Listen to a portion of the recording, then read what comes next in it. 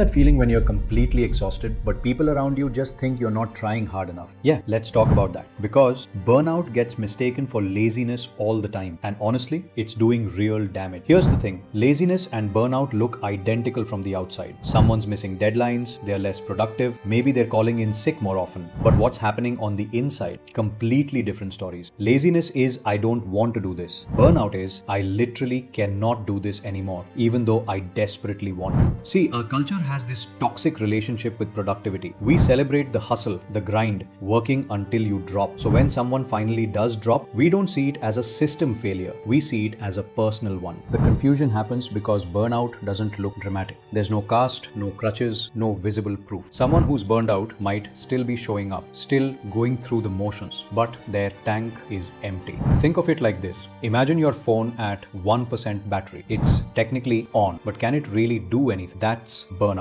Meanwhile, everyone's looking at you like, why aren't you running at full capacity? Just charge yourself up. But here's what they don't get. Burnout isn't about willpower. It's about depletion. Physical, mental, emotional depletion. Your brain is literally in survival mode, shutting down non-essential function. That's not laziness, that's biology. And this misunderstanding, it makes everything worse. Because when burned out people are told they're just being lazy, they push harder, they shame themselves, they ignore every warning sign their body is screaming at them. I have seen brilliant, dedicated people convince themselves they're failure because they couldn't maintain an unsustainable pace. That's heartbreak. The truth is, if someone's burned out, it usually means they cared too much, worked too hard, gave too much of themselves, the opposite of lazy. So maybe it's time we stop glorifying exhaustion and start recognizing it for what it is, a red flag, not a character flaw. Because the difference between burnout and laziness, one needs rest and compassion. The other, well, that's a different conversation entirely.